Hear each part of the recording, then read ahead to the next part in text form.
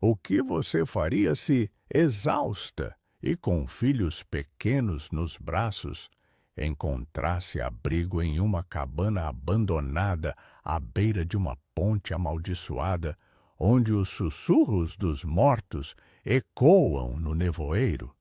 E se debaixo da cama um diário revelasse horrores que gelam a alma, misturando lendas antigas com perigos reais?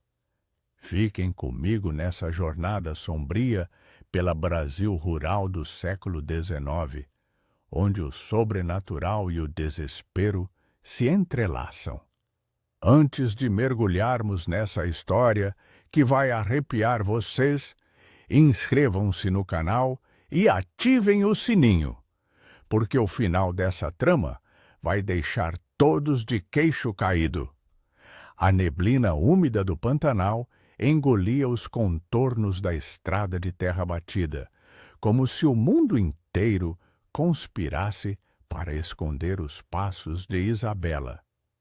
Aos 24 anos, viúva recente, ela carregava nos ombros o peso de 2 filhos pequenos, o menino de 5 anos, Tomás, e a menina de 3, Clara, enquanto arrastava uma trouxa de roupas desbotadas e um cesto de palha vazio. O ar cheirava a mofo e a decomposição lenta das folhas caídas, misturado ao odor terroso da geada noturna que ainda persistia no chão.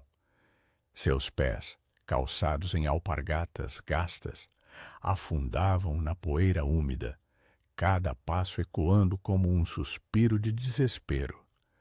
Fazia semanas que fugiam da fazenda do marido falecido, devorada por dívidas e pela ganância do capataz, que agora reivindicava as terras como suas. "Mamãe, tô com fome", murmurou Tomás, sua vozinha fina cortando o silêncio como uma faca rombuda. Isabela apertou os dentes, sentindo o frio da manhã infiltrar-se pela chita desbotada que vestia, fina como um véu de viúva. A ponte quebrada surgia à frente como uma relíquia de um império esquecido, seus pilares de madeira apodrecida inclínidos sobre o rio lamacento do Pantanal. Chamavam-na Ponte Velha de São Lázaro, um nome sussurrado com reverência e medo nas vilas sertanejas. Construída nos idos de 1830, durante o reinado de Dom Pedro, servira aos tropeiros que cruzavam o sertão em busca de ouro e gado. Mas uma enchente furiosa, 20 anos antes, a partira ao meio, deixando apenas um tabuleiro torto suspenso no vazio. Diziam que almas de afogados ainda vagavam ali, esperando por viajantes incautos para arrastá-los para as águas escuras. Isabela parou, o coração batendo forte contra as costelas, o som abafado pelo zumbido distante de mosquitos que pairava no ar como uma maldição viva. "Não olhem para baixo, meus anjos", disse ela, a voz rouca de cansaço, enquanto pegava Clara no colo. A menina se aninhou contra o peito da mãe, seu corpinho quente contrastando com o vento gelado que subia do rio, carregando um cheiro de algas podres e segredos enterrados. A búdica do vigia, uma casinhola de pau a pique, erguida às pressas para abrigar o homem que outrora cobrava pedágio, agachava-se à margem esquerda da ponte, semi-enterrada na vegetação rasteira. As paredes de barro rachado exibiam marcas de enxurradas antigas, e o telhado de palha apodrecida gotejava umidade mesmo na seca relativa do outono. Isabela empurrou a porta entreaberta com o ombro, o rangido das dobradiças enferrujadas ecoando como um lamento. Dentro, o ar era mais denso, impregnado de cheiro de mofo e poeira acumulada, tão espesso que parecia grudar na pele. Uma lamparina enferrujada pendia do teto, sua chama imaginária substituída pelo brilho fraco da luz cinzenta que filtrava pelas frestas. No canto, uma cama improvisada de esteiras sobre um estrado baixo, coberta por um cobertor mofado. "Aqui vamos ficar esta noite", anunciou Isabela, forçando um sorriso que não chegava aos olhos. Tomás correu para o chão de terra compacta, chutando uma pilha de folhas secas que liberou um aroma seco e amargo como chá velho. Clara, ainda no colo, esticou a mãozinha para tocar a parede áspera, sentindo a umidade fria sob os dedinhos. Enquanto os filhos exploravam o espaço exíguo, Isabela deixou a trouxa no chão e acendeu uma fogueirinha no fogão de barro improvisado, usando gravetos secos que encontrou empilhados num canto. O crepitar das chamas trouxe um alívio momentâneo, o calor lambendo suas mãos calejadas e dissipando o frio que se instalara nos ossos. Ela preparou uma mingau ralo de farinha de mandioca misturado com água do cantil, o vapor subindo em espirais que dançavam na penumbra. "Comam devagar para durar", instruiu, dividindo porções iguais. Tomás engoliu com pressa, o rosto sujo de terra, enquanto Clara mastigava devagar, os olhos grandes fixos na mãe como se buscasse promessas de segurança. O gosto insosso do mingau na boca de Isabela era um lembrete amargo da vida que deixaram para trás. A fazenda modesta no interior de Mato Grosso, com seus cafezais e o riso do marido, agora silenciado pela febre que o levou em apenas 3 dias. "Pai tá no céu, mamãe?", perguntou Tomás de repente, a colher parada no ar. Isabela engoliu em seco, o nó na garganta apertando. "Sim, filho, rezando por nós. E a gente reza por ele também."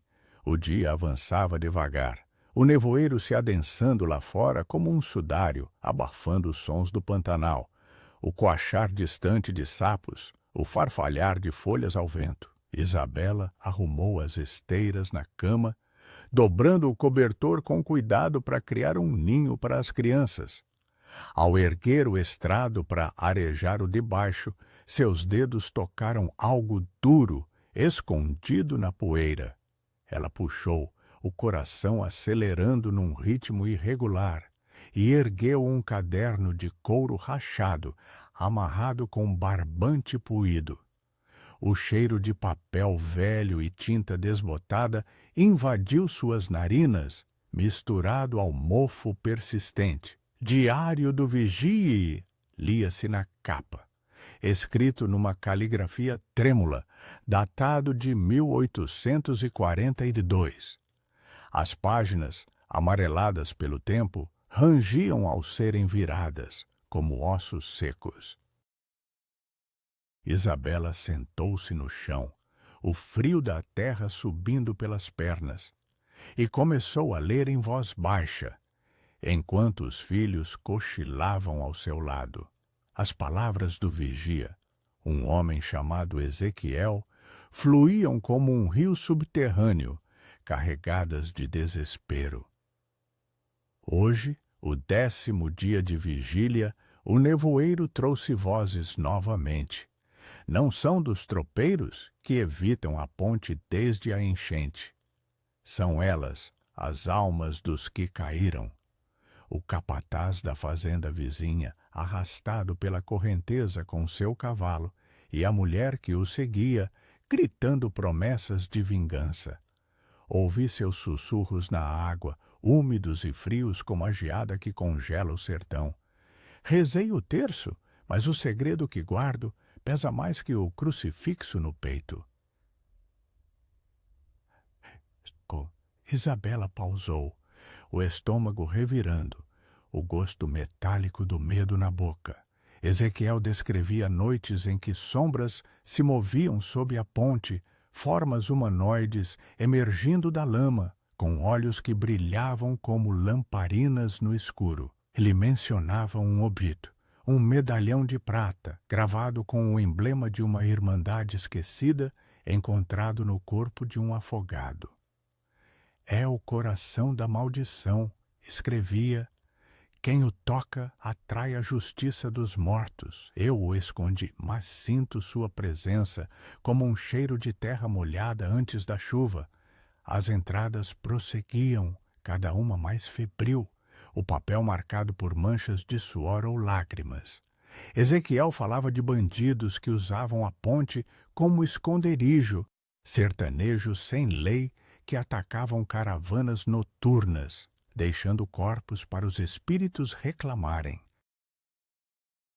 Ontem ouvi cacos na estrada.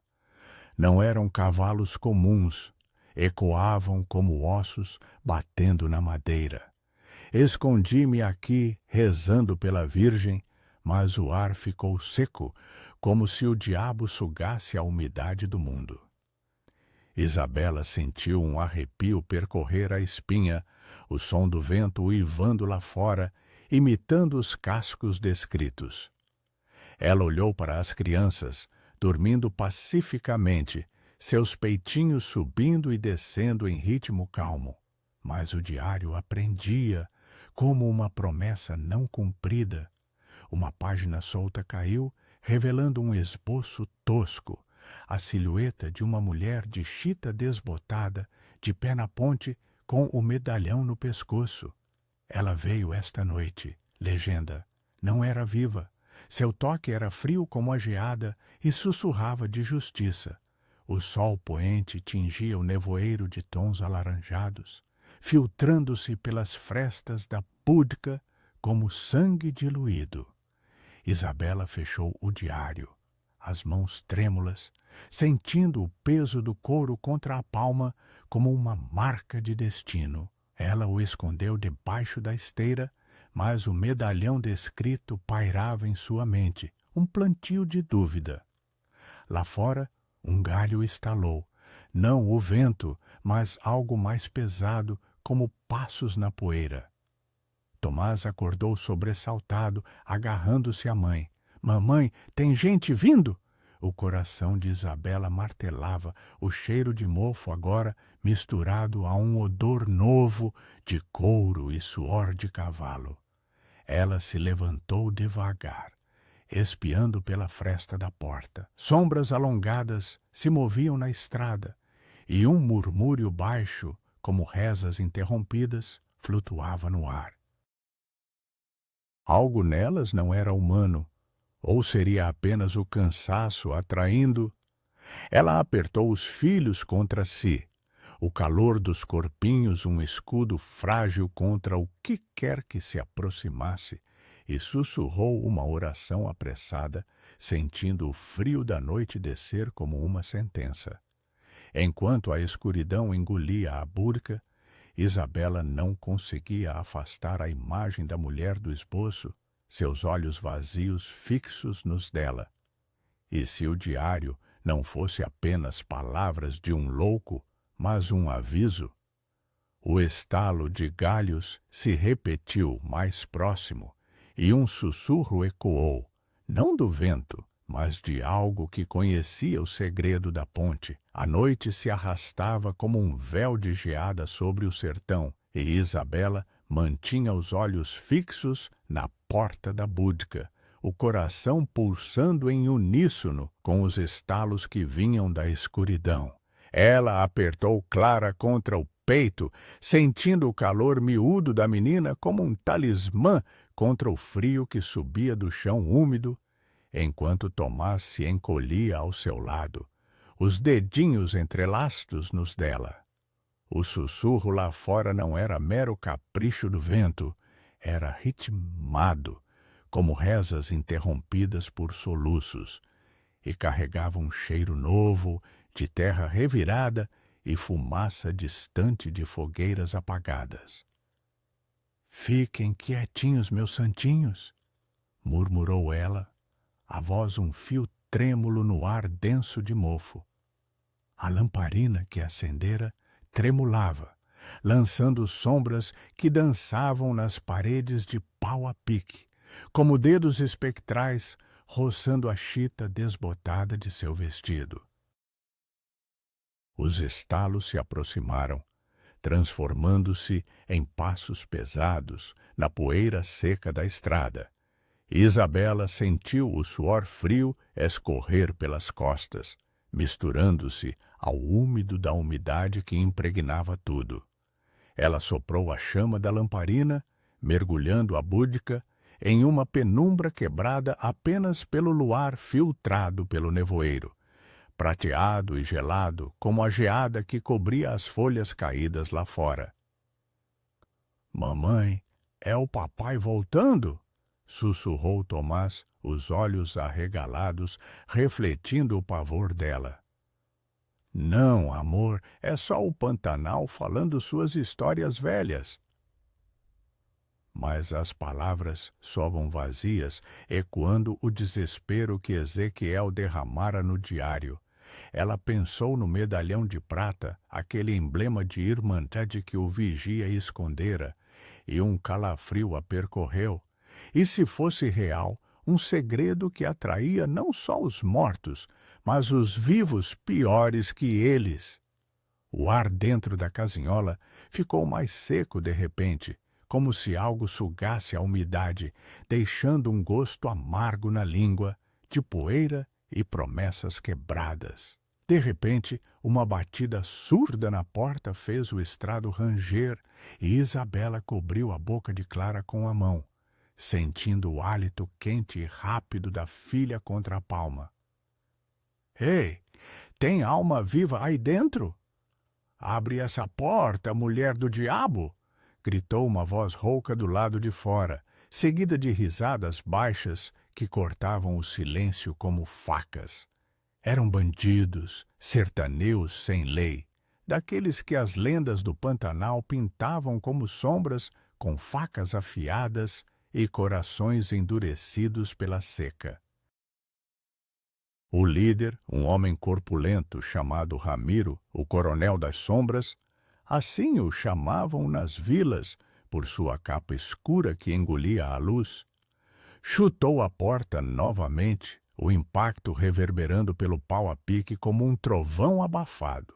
O cheiro de couro suado e tabaco rançoso invadiu pela fresta, misturando-se ao mofo e fazendo Isabela engasgar. "Eu sei que tem fogo aceso aí. Tropeiros falam de uma ponte assombrada, mas a gente não teme fantasma nenhum. Sai, ou a gente entra e leva o que é nosso. Mulher, crianças, tudo." Isabela recuou para o canto, o chão de terra fria mordendo seus pés descalços através das alparcatas finas, enquanto seu cérebro corria como um cavalo desgovernado. O diário de Ezequiel voltava à mente, páginas cheias de entradas sobre esses mesmos homens. Eles vêm à noite, quando o nevoeiro esconde os pecados. Ontem, arrastaram um capataz da fazenda ao rio, gritando por justiça contra dívidas antigas. Mas as vozes da água responderam, e um deles sumiu na correnteza, os olhos brancos como geada. Ela apertou o medalhão imaginário no pescoço. Não, era só a cruz de madeira que usava, mas o gesto a ancorou, um plantio de fé em meio ao pavor. "Por favor, senhor", chamou ela, forçando a voz a soar firme, embora tremesse como folha seca. "Somos só uma viúva e seus filhos em busca de abrigo. Não temos nada de valor, só rezas e fome." As risadas se intensificaram e um segundo homem, magro como um facão, espiou pela fresta, seus olhos brilhando com a cobiça de quem via presas fáceis. "Viúva, hein? O sertão come viúvas como você no café da manhã. Abre, ou eu conto pros meninos que tem uma santa escondida aí, pronta para milagre." O desespero a invadiu como uma enchente, o coração martelando contra as costelas. A Isabela olhou ao redor, os olhos se ajustando à escuridão. A budca era uma armadilha, uma porta só, paredes frágeis e debaixo da cama o diário que agora parecia um farol amaldiçoado. Ela pegou uma pedra solta do chão, pesada e fria em sua mão calejada, sentindo as arestas cortarem a pele levemente, um lembrete tátil da violência que o mundo exigia das mulheres como ela. Tomás choramingou baixinho, e Clara se debateu no colo, seu corpinho quente contrastando com o suor gelado que escorria pelo rosto da mãe. Mamãe, dói, sussurrou a menina, tocando a chita desbotada rasgada na bainha, onde um espinho da estrada a ferira mais cedo. Isabela beijou a ferida, o gosto salgado de lágrima na boca, e murmurou: reza comigo, filhinha, Ave Maria cheia de graça. As palavras saíram entrecortadas, um escudo frágil contra o que viria. Ramiro empurrou a porta com o ombro, o rangido das dobradiças ecoando como um grito, e a luz de uma tocha lá fora invadiu a búdica, tingindo tudo de laranja infernal. 4 homens entraram, suas botas chutando a poeira e liberando nuvens que danteam no ar quente agora, seco como o inferno que prometiam. O líder era alto, com bigode espesso e cicatrizes que cruzavam o rosto como rios secos, vestindo uma capa puída que cheirava a fumaça de acampamentos noturnos. Olha só, uma Madonna com anjinhos, zombou ele, os dentes amarelados reluzindo à luz tremulante.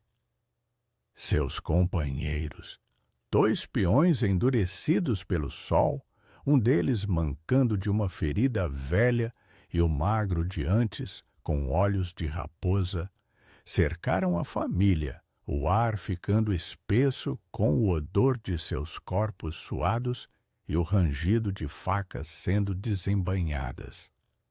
Isabela se pôs de pé, a pedra oculta atrás das costas, o pulso acelerado, sentindo cada veia como um rio de fogo.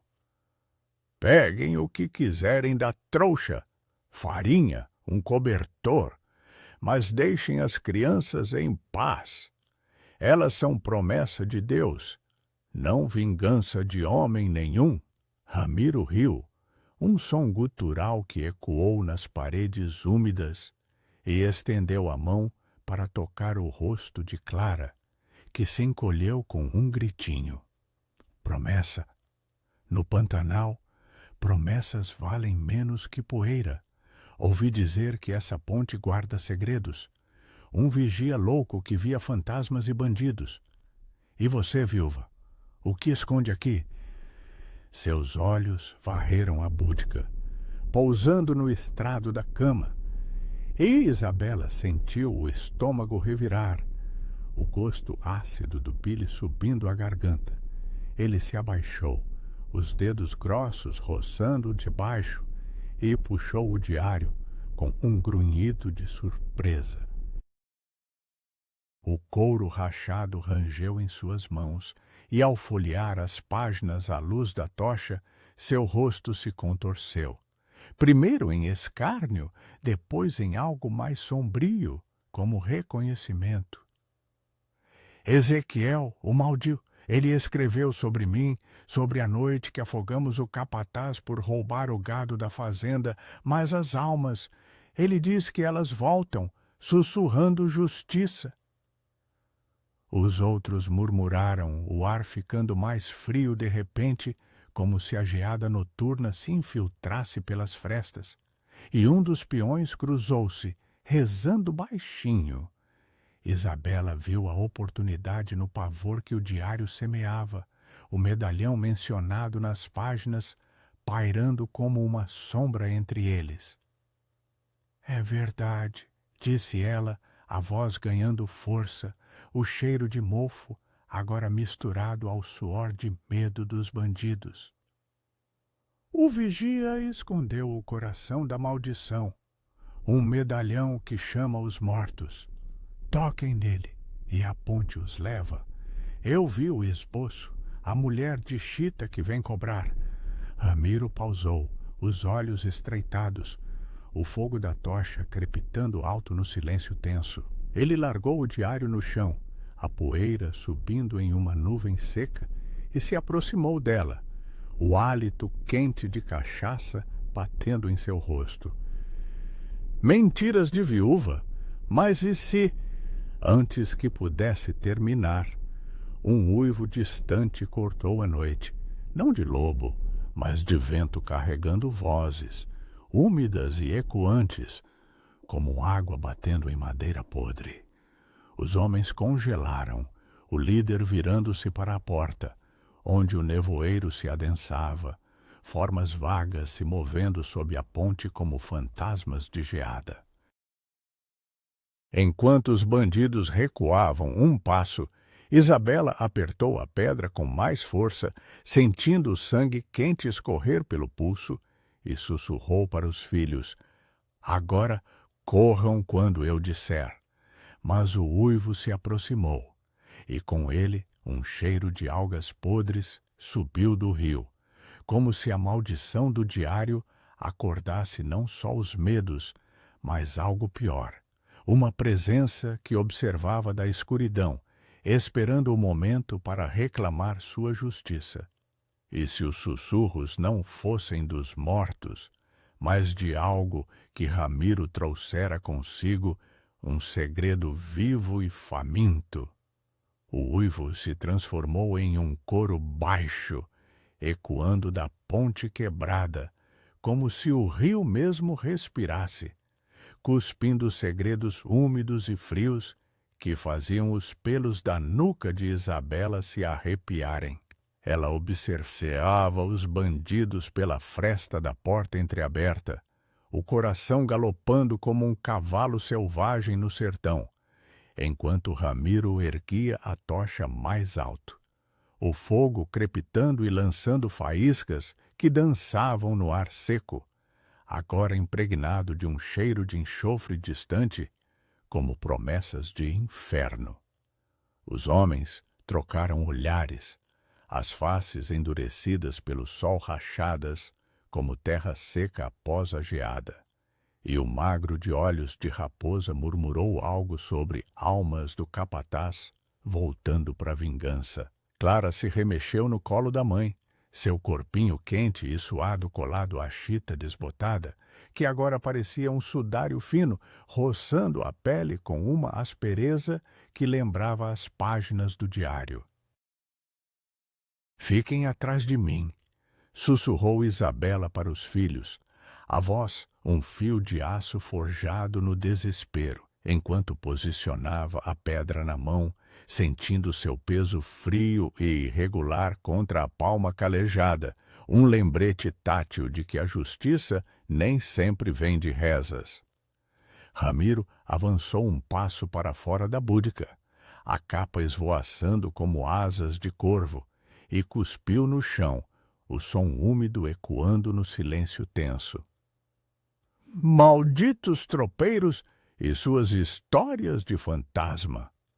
É só o vento do Pantanal, brincando de louco."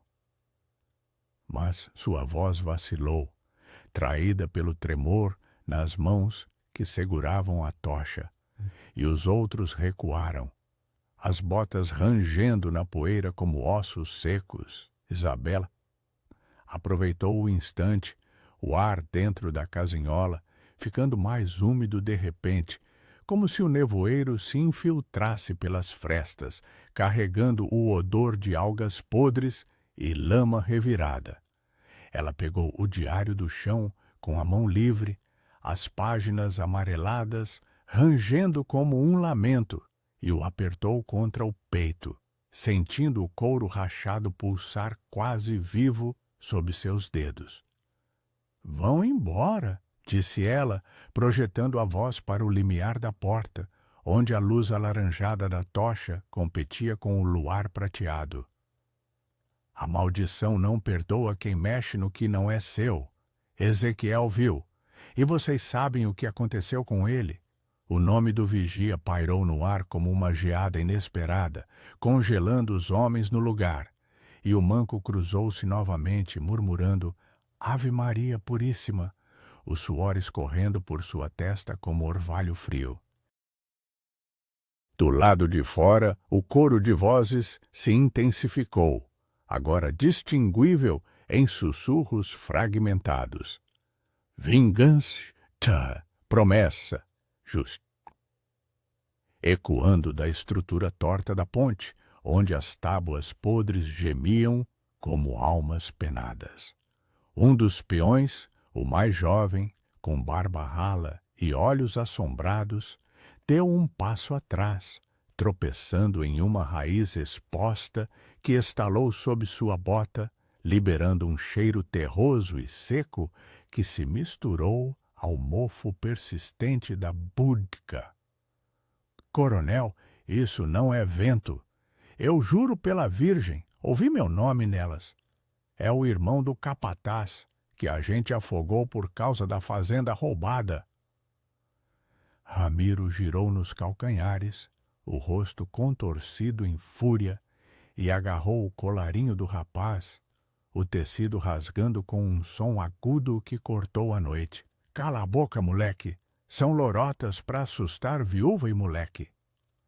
Mas mesmo ele olhou para a ponte, onde sombras alongadas se moviam no nevoeiro, formas vagas que pareciam erguer-se da água lamacenta, com toques frios como a geada que cobria as margens ao amanhecer. Isabela sentiu um alívio amargo subir à garganta. O gosto salgado de lágrimas não derramadas, misturado ao insosso do mingau de mais cedo, enquanto os filhos se agarravam às suas saias, os dedinhos frios entrelaçados no tecido desbotado. Aproveitando a distração, Isabela arrastou Tomás e Clara para trás do estrado da cama, o chão de terra compacta mordendo seus joelhos através da chita fina, úmido e pegajoso como suor de febre. Ela enfiou o diário debaixo da esteira, junto a um punhado de gravetos secos que encontrou ali.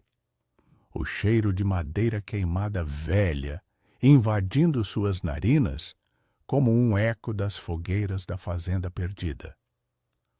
Segurem a respiração, anjos, ordenou baixinho, cobrindo as bocas das crianças com as mãos, sentindo o hálito quente e irregular de Tomás contra a pele.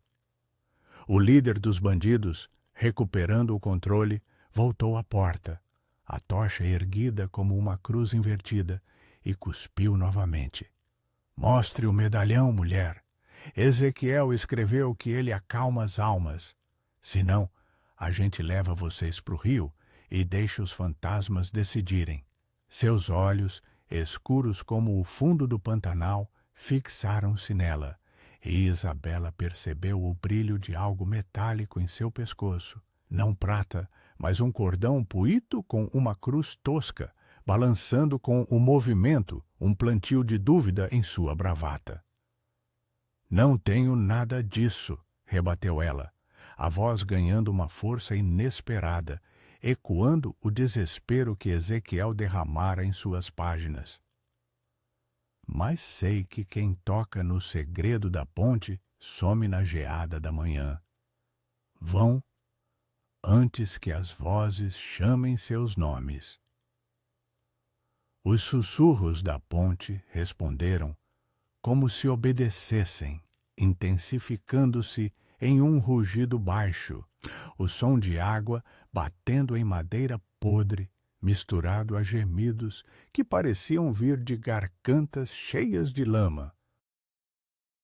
O magro de raposa recuou primeiro, murmurando. É o diabo, coronel. Eu disse para não vir aqui depois da meia-noite.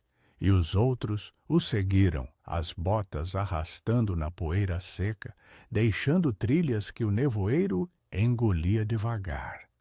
Ramiro hesitou na soleira, o fogo da tocha refletindo em seus olhos como brasas de remorso, e por um instante Isabela viu o homem por trás da máscara, um sertanejo marcado pela seca das fazendas, pela fome que devorava promessas como geada devora folhas. Você vai se arrepender, viúva.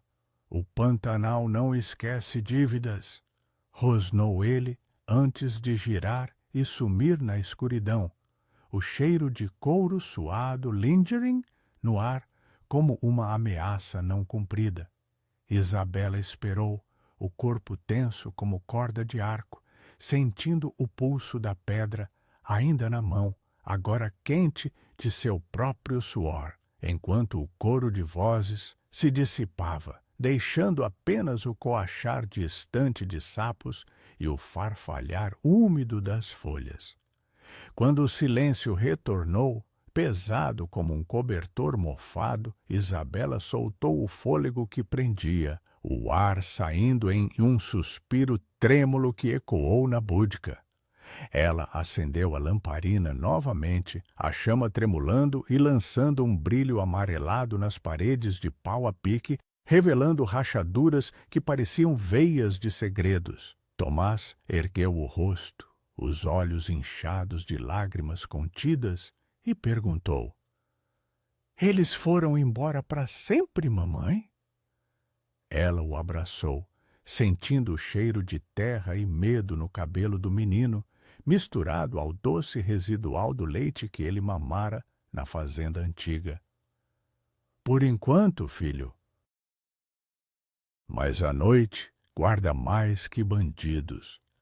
Clara adormeceu em seus braços, o peso leve como uma promessa frágil, e Isabela sentou-se no estrado, o diário ao lado como um companheiro indesejado. Folheando-o à luz fraca, encontrou uma entrada nova para ela. A maldição não é só dos mortos. Os vivos a alimentam com suas vinganças. O medalhão é a chave, escondido na base da ponte, onde a geada nunca derrete. Seu estômago revirou, o frio da terra subindo pelas pernas, e ela olhou para a porta, onde o nevoeiro ainda pairava, denso e convidativo. Mas ao erguer os olhos para a janela improvisada, uma silhueta se moveu lá fora, não os bandidos, mas algo mais etéreo, uma forma de chita desbotã flutuando na brisa, com um brilho prateado no pescoço que não era da lua. Isabela congelou, o coração parando por um batimento, e o sussurro retornou, agora pessoal, como se chamasse seu nome no vento úmido. E se a mulher do esboço não fosse lenda, mas um eco de sua própria perda, pronta para cobrar não vingança, mas uma escolha que mudaria tudo? A silhueta na janela se dissolveu no nevoeiro como fumaça de uma lamparina apagada, deixando Isabela com o pulso acelerado e um frio que subia das entranhas, mais profundo que a geada que cobria as margens do rio ao raiar do dia. Ela piscou, esfregando os olhos com as costas da mão, sentindo a aspereza da poeira acumulada na pele, misturada ao sal das lágrimas que não ousara derramar. O ar na búdica estava imóvel agora, denso de cheiro de mofo e terra úmida, como se o Pantanal prendesse a respiração junto com ela. Tomás se mexeu no sono, murmurando algo sobre o pai e cavalos na fazenda distante, seu corpinho quente pressionado contra a perna da mãe, um lembrete tátil de que o desespero não era só dela. Clara chupava o polegar, os lábios úmidos brilhando à luz fraca da lamparina, e Isabela a cobriu com um pedaço da chita desbotada, o tecido fino roçando como um sussurro de consolo. Dormam, meus milagres, sussurrou ela, embora soubesse que o sono a traíra, fugindo como os bandidos para as sombras. O diário de Ezequiel jazia aberto no colo dela, as páginas amareladas capturando o brilho tremulante da chama, que dançava como almas inquietas nas rachaduras do pau a pique. Ela relia a entrada sobre o medalhão, as palavras trêmulas do vigia ecoando em sua mente como rezas interrompidas. Escondi-o na base da ponte, onde a correnteza lambe a madeira podre, envolto em pano de chita velha. É o emblema da Irmandade dos Afogados, uma promessa de justiça que os coronéis das fazendas violaram com suas dívidas e vinganças. Quem o reivindica quebra o ciclo, ou perece na geada eterna. Isabela sentiu um formigamento nos dedos, como se o couro rachado do caderno pulsasse com vida própria, e um gosto amargo subiu à boca, de bile e farinha velha do mingau. O esboço da mulher, aquela forma de chita desbotada, idêntica à sua própria veste poída, parecia fitá-la das margens da página, os olhos vazios prometendo não terror, mas uma escolha cruel. E se o medalhão fosse a chave para libertar não só a maldição, mas sua própria prisão de viúva errante, devorada pela poeira das estradas e pela ganância dos capatazes. Lá fora, o rio murmurava baixo, um som gorgolejante que misturava água e lama, carregando o odor de algas podres que se infiltrava pelas frestas como dedos frios. Isabela se levantou devagar, os joelhos doendo contra o chão de terra compacta, úmido e pegajoso como suor noturno, e espiou pela janela improvisada. Uma abertura tapada com trapos que agora balançavam levemente, deixando entrar rajadas de ar seco, contrastando com a umidade interna. A ponte quebrada se erguia como um esqueleto no nevoeiro, os pilares inclinados, refletindo o luar em poças prateadas, e por um instante ela jurou ver pegadas frescas na margem, não de botas de bandidos, mas de pés descalços, leves como geada derretendo. Não é real, é o cansaço falando, murmurou para si mesma, mas o coração desmentia, batendo em ritmo com o farfalhar distante de folhas, como passos se aproximando. Ela pensou na fazenda perdida, nas noites em que o marido rezava o terço pela colheita, prometendo uma vida longe do sertão impiedoso, e o nó na garganta apertou um plantio de saudade que florescera em desespero. Decidida, Isabela pegou a cruz de madeira do pescoço, sentindo sua aspereza reconfortante contra a palma, e a beijou, o gosto de madeira velha na língua como um juramento silencioso. Pela Virgem, se for milagre, que venha agora. Ela acordou Tomás com um toque suave, o menino abrindo os olhos, sonolentos, o cheiro de terra em seu cabelo misturando-se ao doce de sua respiração infantil. Fique com a mana, filho. Mamãe vai buscar algo que nos proteja, um segredo da ponte, como nas histórias do vovô. Tomás assentiu, os dedinhos apertando a borda da esteira, e Clara se remexeu, murmurando luzinha ao ver a lamparina. Isabela apagou a chama com os dedos, o calor residual queimando levemente a pele, deixando a búdica mergulhada em escuridão quebrada apenas pelo luar filtrado, frio e impiedoso como a justiça que Ezequiel buscara. Ela saiu pela porta rangente, o ar noturno batendo em seu rosto como uma bofetada gelada, carregado de umidade que grudava na chita desbotada, tornando-a pesada como um manto de viúva verdadeira. A trilha para a ponte era um caminho de terra revirada, os pés afundando na poeira úmida que cheirava a decomposição lenta, e cada passo ecoava como um aviso. Estalos de gravetos secos, o zumbido de mosquitos que mordiam a pele exposta, deixando vergões quentes e coceirentos. Isabela se abaixou sob os primeiros pilares, o madeira apodrecida rangendo acima dela como ossos velhos, e o rio lambia a base com lambidas preguiçosas, o som gorgolejante misturado a sussurros que agora pareciam formar palavras. Volte, promise, vingança. Seu estômago revirou, o frio da água espirrando em suas alpargatas, gelado como geada matinal, e ela tateou a lã, os dedos afundando em algo macio e viscoso, o cheiro de podridão subindo em ondas nauseantes. Onde está você, medalhão amaldiçoado? Sussurrou ela, a voz rouca engolida pelo nevoeiro que se enrolava ao redor como um abraço indesejado. Uma raiz se enroscou em seu tornozelo, fazendo-a tropeçar, e por um segundo viu a silhueta novamente.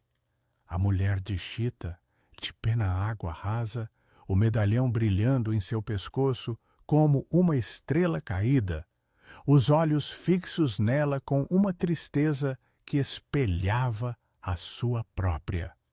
Isabela estendeu a mão, o coração martelando como tambor de tropeiros, sentindo o metal frio tocar seus dedos.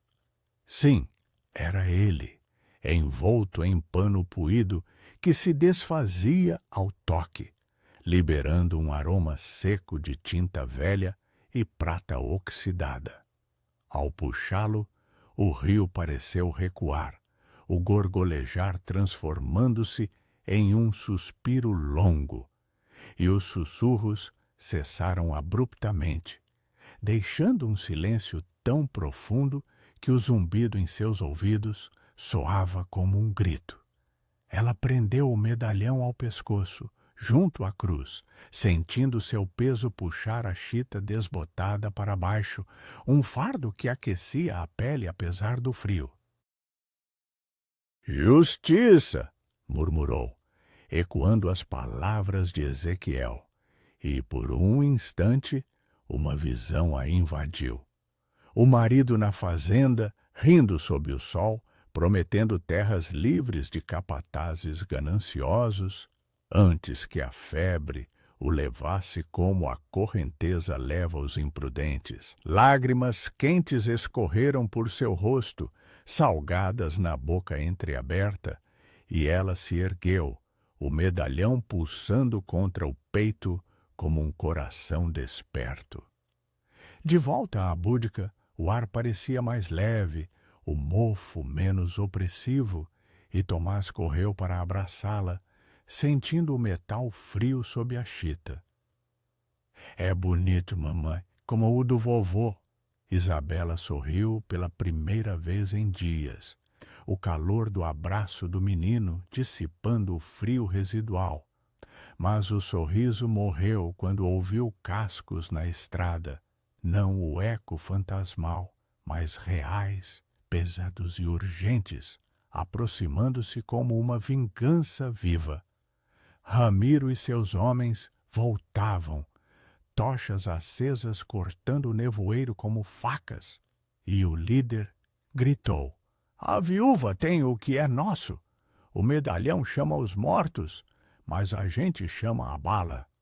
Isabela apertou os filhos, o medalhão queimando agora contra a pele, e sussurrou uma reza apressada, sentindo o ar secar ao redor, como se o sertão conspirasse, mas os sussurros retornaram mais fortes, e com eles, uma brisa úmida que cheirava a geada e milagre. E se o medalhão não quebrasse só a maldição, mas invocasse algo que mudasse o destino de todos?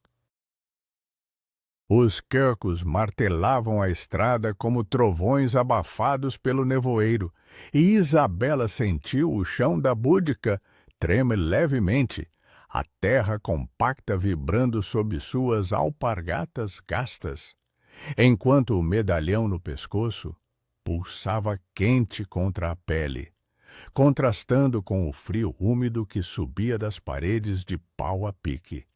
Ela puxou Tomás e Clara para o canto mais escuro, os corpinhos das crianças se encolhendo contra ela como folhas secas ao vento da geada, o cheiro doce de seu suor infantil misturando-se ao mofo persistente que impregnava o ar. Não façam barulho, meus anjinhos. A Virgem nos guarda, sussurrou, a voz rouca de desespero, enquanto tateava atrás do estrado em busca da pedra de antes. Mas o chão estava vazio, só poeira seca roçando seus dedos como um lembrete de defesas frágeis. O diário de Ezequiel jazia ali perto, suas páginas amareladas capturando o luar filtrado pelas frestas, e ela o agarrou, sentindo o couro rachado como uma pele velha, marcada por segredos que agora pareciam vivos, sussurrando promessas de justiça em seu ouvido. Lá fora, as vozes dos bandidos corteiam a noite como facas enferrujadas, o líder Ramiro berrando ordens com um tom que ecoava o capatá ganancioso que outrora devorara a fazenda de seu marido. Cercem a búdica, rapazes. A viúva achou o brinquedo do vigia. E ele é nosso por direito de quem sobreviveu à enchente. O ar se encheu de um odor de cavalos suados e couro molhado pela umidade do Pantanal, misturado ao tabaco rançoso que um dos peões mascava, cuspindo na poeira com sons úmidos e irregulares. Isabela espiou pela fresta da porta, o coração batendo em ritmo com o crepitar das tochas que eles erguiam, chamas alaranjadas dançando no nevoeiro como almas penadas em busca de vingança. Ramiro desmontou primeiro, suas botas pesadas afundando na terra revirada, deixando pegadas que o luar prateava como geada fresca, e ele se aproximou da casinhola com passos deliberados, o bigode espesso sombreando um sorriso torto que cheirava a cachaça e ódio antigo. Atrás dele, o magro de olhos de raposa segurava uma corda puída, rangendo os dentes, como se já provasse o laço ao redor de um pescoço inocente, enquanto o manco limpava a faca na capa, o metal reluzindo frio e seco contra o tecido áspero. Saia, mulher! O medalhão não é para viúvas choronas. É para quem paga dívidas do sertão com sangue ou prata, trovejou Ramiro, chutando a porta com o pé, o impacto reverberando pelo pau a pique como um gemido de madeira podre. Isabela recuou, sentindo o medalhão esquentar mais, quase queimando a chita desbotada que o cobria, e um sussurro baixo surgiu do rio. Não ilusão, mas real, úmido como água batendo em tábuas, carregando o nome dela em tons de promessa quebrada. Isabela, justiça, volte. As crianças congelaram, Tomás tapando os ouvidos, com as mãozinhas sujas de terra, o corpinho tremendo como folha ao vento seco, e Clara choramingou baixinho, o som abafado pelo peito da mãe, onde o coração galopava como um cavalo fugindo da enchente. Eles vão nos levar, mamãe? Como levaram o papai da febre? Perguntou o menino, os olhos grandes refletindo o pavor dela. E Isabela engoliu o nó na garganta, o gosto salgado de lágrimas misturado ao amargo da poeira que flutuava no ar agitado. Não, filho, hoje a maldição vira escudo. Reze comigo, pela fazenda, pela promessa que o pai fez. A porta cedeu com um estalo final, lascas de madeira voando como confetes de um enterro apressado, e a luz das tochas invadiu a budca, tingindo tudo de sombras alongadas e quentes, contrastando com o frio que subia do chão úmido. Ramiro entrou primeiro, o corpo corpulento enchendo o espaço exíguo, o cheiro de suor e fumaça de acampamentos noturnos sufocando o mofo como uma onda de seca. Seus olhos, escuros como o fundo do rio, fixaram-se no medalhão que brilhava sob a chita rasgada, e ele estendeu a mão grossa, marcada por cicatrizes de brigas antigas em fazendas disputadas. Dê aqui ou eu arranco com a pele. Os outros se amontoaram atrás, o magro rindo baixo, um som seco como gravetos, estalando na fogueira. E o manco murmurou algo sobre almas chamando, cruzando-se apressadamente, o terço de contas puídas tilintando contra sua faca. Isabela se pôs de pé, bloqueando os filhos com o corpo, sentindo o peso do medalhão puxar para baixo como um julgamento, e apertou o diário contra o peito, as páginas rangendo como um aviso. Esse medalhão não é seu, coronel das sombras. Ezequiel o escondeu para quebrar ciclos de vingança, como o seu, que afogou o capataz por uma fazenda que não era dele. Toque e o Pantanal cobra. Ramiro pausou, o rosto contorcido em uma máscara de fúria e dúvida, o ar ao redor ficando mais seco de repente, como se a geada noturna sugasse a umidade, deixando um gosto polvilhado na língua de todos. Ciclos! Eu quebro ciclos com bala, não com lorota de vigia louco. Ele avançou, os dedos a centímetros do medalhão, mas o sussurro do rio explode em um rugido, vozes ecoando da ponte quebrada como um coro de afogados. Vingança! Promessa. Juste! O som gorgolejante misturado a estalos de madeira podre se partindo, e uma brisa úmida irrompeu pela porta aberta, carregando o cheiro de algas e lama revirada, gelada como a geada que congela o sertão. Os bandidos recuaram, o magro tropeçando no estrado e caindo de joelhos, o rosto pálido como chita desbotada ao luar, enquanto o manco largava a faca, o metal tilintando no chão de terra com um som agudo que cortou o ar tenso. Ramiro girou, a tocha erguida, e gritou para a escuridão. Malditos espíritos, saiam do meu caminho! Mas sua voz quebrou, traída pelo tremor, e Isabela viu o medo nos olhos dele. Não de fantasmas, mas do eco de suas próprias dívidas, de fazendas perdidas na seca e promessas não cumpridas a coronéis mais poderosos. Aproveitando o caos, Isabela empurrou os filhos para trás da cama, o medalhão agora queimando como brasa viva contra sua pele, e gritou para o diário como se ele pudesse responder.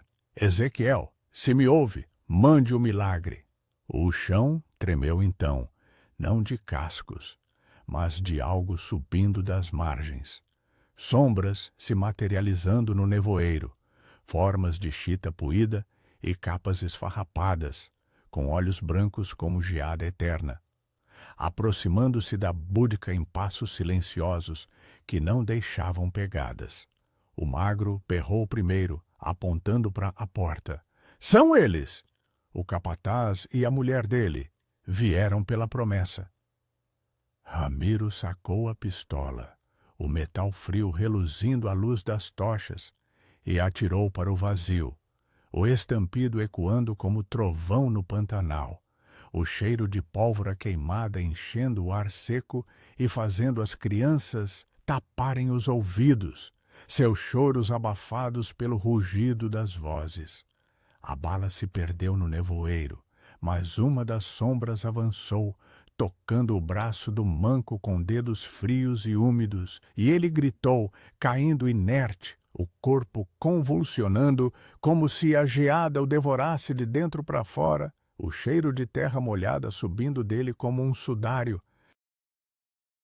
Isabela assistia, paralisada, o medalhão pulsando em sincronia com seu coração, e Ramiro virou-se para ela, o rosto suado e selvagem. Você invocou isso? Maldita viúva, pague pelo que fez.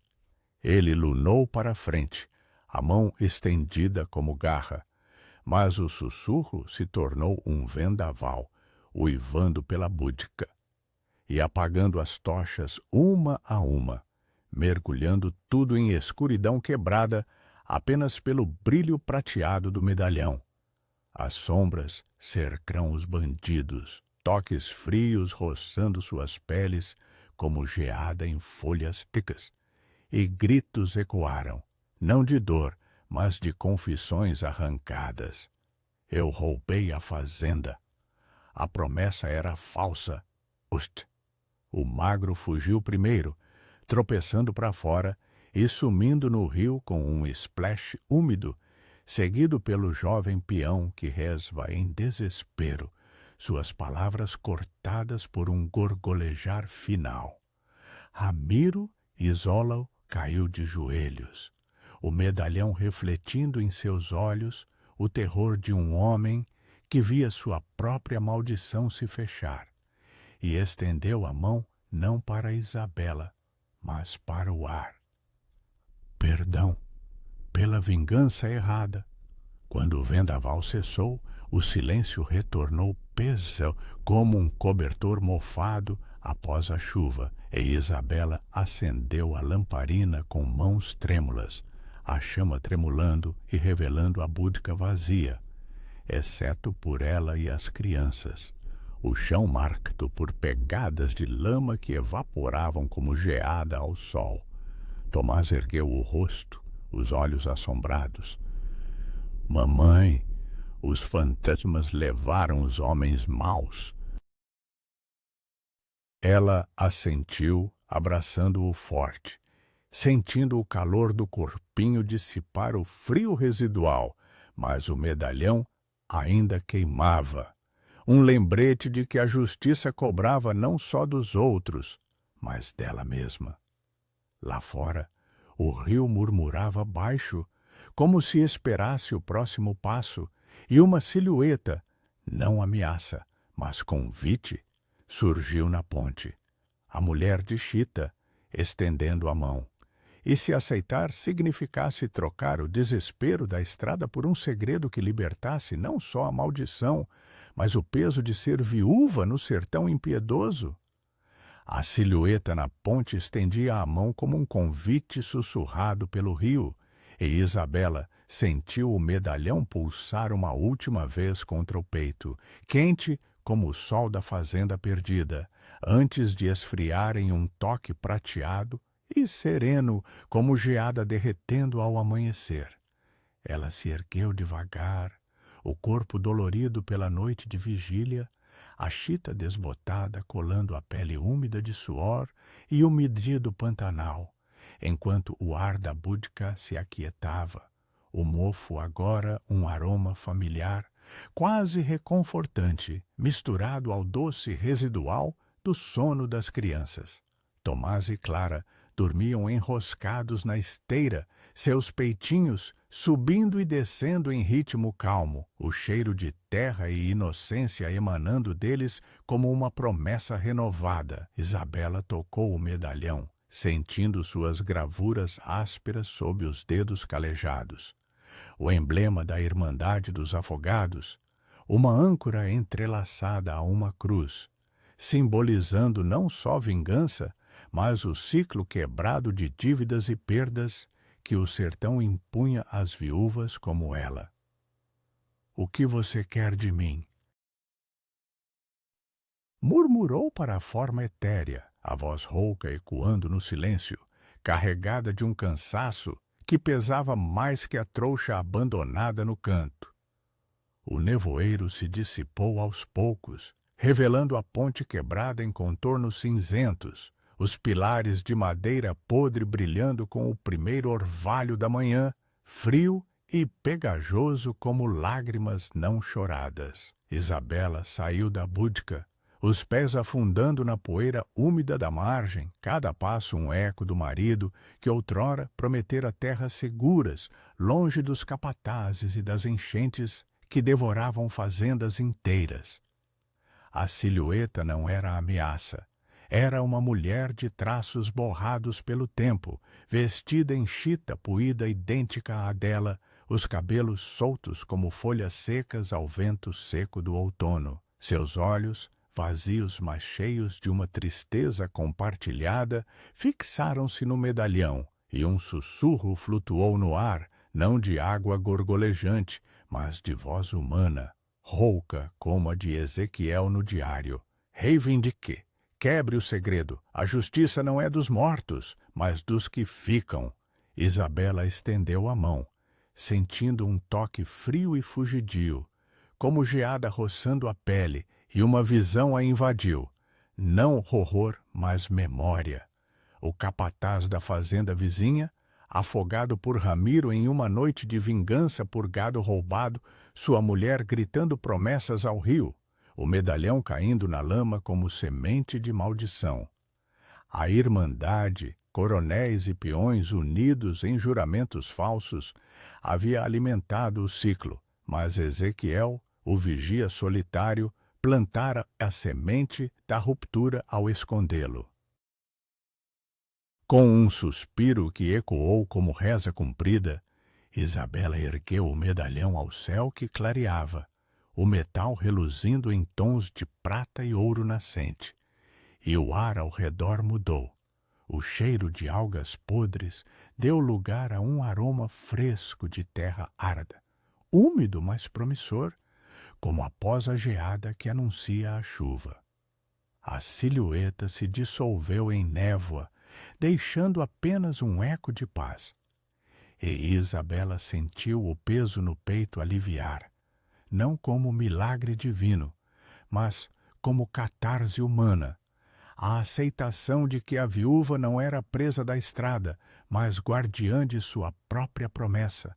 Ela voltou à budca, o sol filtrando pelas frestas e aquecendo o chão de terra, dissipando o mofo com raios quentes que dançavam como crianças livres. Tomás acordou primeiro, esfregando os olhos e estendendo os bracinhos. — Mamãe, o fantasma foi embora. A ponte está quieta agora. Isabela sorriu, um sorriso verdadeiro que esticava a pele cansada, e o abraçou, sentindo o calor do menino como bálsamo contra o frio da noite. — Foi, filho, e a gente vai para uma fazenda nova, onde as promessas valem mais que prata. Clara se juntou, rindo ao ver o medalhão balançar na chita da mãe, seus dedinhos gorduchos tocando o metal frio com curiosidade infantil, e o som de sua gargalhada cortou o ar como um sino de igreja distante, ecoando pela margem do rio, que agora murmurava não ameaças, mas canções de sapos acordando. Isabela preparou o mingau final com a farinha restante, o vapor subindo em espirais quentes que cheiravam a mandioca tostada e esperança. E enquanto comiam sentados no estrado, contou a história, não do diário aterrorizante, mas de uma viúva que encontrou justiça na ponte quebrada, transformando maldição em legado. O papai diria que é milagre do sertão, disse Tomás, mastigando devagar, o rosto iluminado pelo sol que entrava pela porta aberta, seco e revigorante após a umidade noturna. Isabela assentiu, o gosto intenso do mingau agora adoçado pela visão de estradas à frente, não de fuga, mas de chegada. Vilas onde coronéis honestos dividiam terras, capatazes que honravam promessas, e uma fazenda pequena, mas própria, longe da geada que congelava sonhos.